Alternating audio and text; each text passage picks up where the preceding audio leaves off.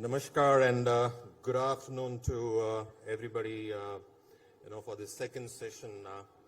It's so good to be, back home. I've been on the road for almost about 45 days and, visited almost about 6 to 7 different countries. I just returned, last night, and all I can say is, Sare jahan se acha Hindustan hamara, So it's really my pleasure to be here and speaking to you all. Thanks to all the dignitaries, to all the speakers, for sharing the thoughts on India's progression. Let me share my view, okay? And this October, the International Monetary Fund, and this was also stated by our Honorable Home Minister, said that India would be the world's fastest growing economy. In fact, the global bright spot. Now, India's approach to a diversified economy in multiple sectors, such as healthcare, manufacturing services, and infrastructure, will continue attracting investments that will help generate employment in the, formal sectors, eventually creating a sustained growth cycle. Well, you heard that the Indian government has long-term plans to make sure India becomes a more significant player both geopolitically and financially. The recent report from Morgan Stanley to re-emphasize India's potential to be the world's third largest economy by 2027, where India can add $400 million to its GDP per year. What this means is that the Indian economy is much less at risk and less exposed to the fluctuations of the global economy. And the country has a better chance of weathering any storms compared to the developed economies which are heavily exposed to the ebbs and flows of the global economy. The center's efforts to attract investment would also result in more formal sector employment and help create a sustained growth cycle. Not to forget that India's working age population is also growing.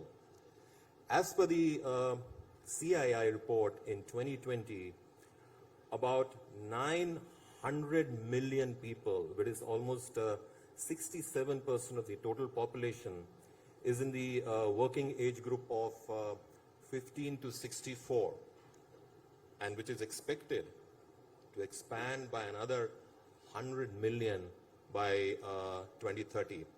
Now, this implies that a whopping 24% of the incremental global workforce over the next decade will come from India.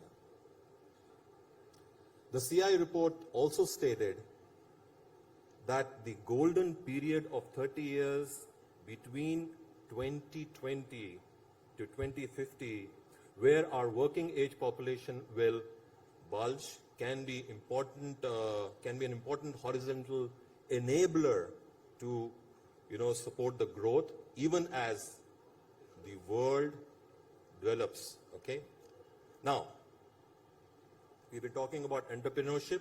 Now, building entrepreneurship and small micro businesses in India should be a focus for the future growth.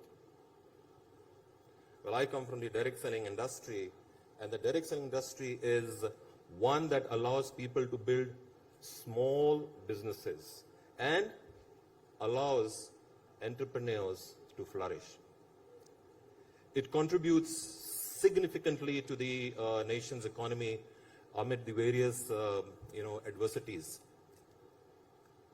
A recent report released by the World Federation of Direct Selling, which we also call as WFDSA, said that the Indian direct selling industry crossed almost $3.25 billion in retail sales in 2021 and maintained its 12th place in global rankings among the various direct sellers worldwide.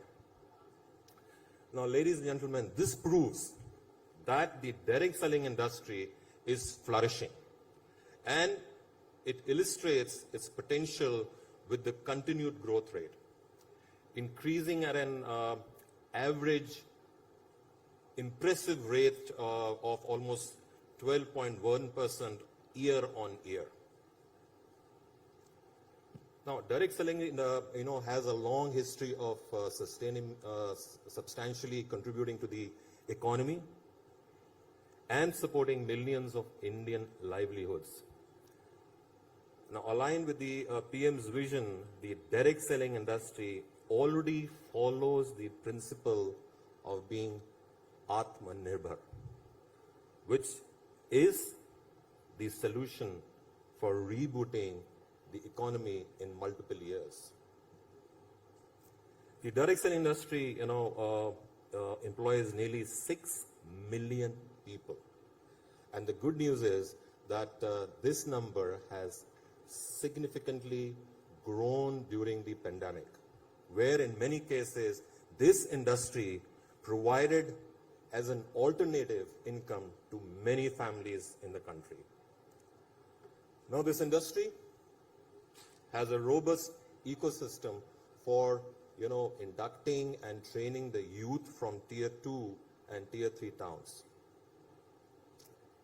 It also provides an avenue for semi-skilled people, including women, and those from small towns to be employed with the least qualification and investments for their business.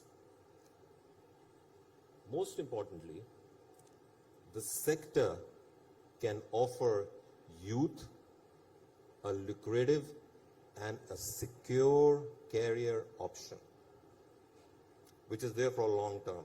The sector has also empowered women in a significant way since its inception. There are almost 2.1 million women today who are at the heart of this industry and have gone to become successful entrepreneurs. At Herbalife Nutrition, our business model is simple. And one of the primary factors contributing to our achievements, our company and the industry as a whole are inclusive and are a true, meritocracy. Herbalife Nutrition's independent associate network allows each distributor to establish their own business with minimal investment. Every distributor is valued at Herbalife Nutrition because our gold standard protocols provide protection and transparency.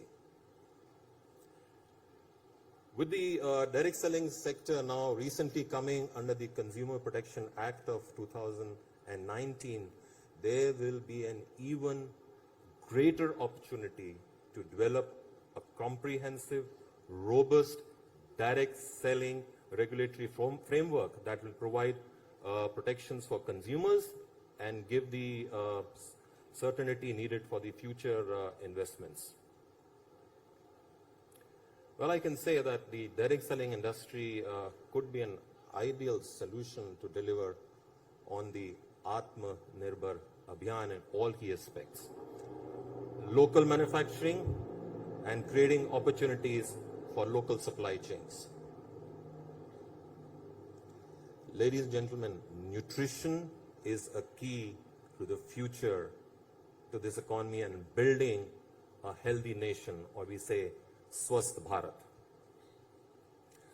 Though India is an economy which is growing, at the same time there is a concern for hidden hunger, micronutrient deficiency and other challenges regarding public health seem to prevail.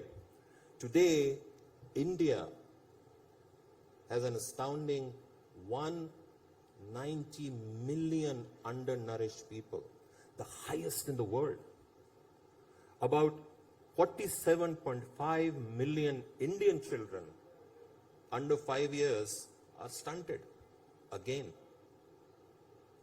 the most in the world. Clearly, the writing is on the wall where malnutrition and lack of proper nutrition are enormous problems in our country. Now, this will not only adversely affect individuals and families, but it will also hinder the continued economic growth. The time is now, ladies and gentlemen, the time is now to get India nutrition ready. If we need to reap the benefits of our demographic dividend, we have to make India swasth. We have to aim for Swasth Bharat. Now, there have been progressive conversations, concerning nutrition the last couple of years, from acknowledging a micronutrient deficiency in the national health policy to the recently drafted food fortification regulations in 2018. A lot of positive steps have been taken by the Government of India. The most prominent one being the National Nutrition Mission, NNM, launch. Now, this is a comprehensive approach towards raising the nutrition levels in the country on a war footing in the next 3 years. But there is much more, we all can do, and it can't be the government's responsibility, not them alone. We truly believe that in the need to co-opt, cooperation, the overall ecosystem comprising corporates, academia, think tanks, industry, health experts, government organizations, NGOs, they all need to come together if we have to make India swasth. The Eat Right, India movement is one such initiative from the Government of India and the Food Safety and Standards Authority, FSSAI, to transform the country's food system to ensure safe, healthy, and sustainable food for all Indians. With FSSAI, Herbalife Nutrition has implemented the Eat Right campaign on almost 40 campuses, including state secretariats, ISRO campus, police training centers, Air Force camps, universities, colleges, and railway station canteens. Through this initiative, we have upgraded the food outlets infrastructure, trained food handlers, and enhanced the customers' awareness and skills to provide safe, healthy, and nutritious diet choices.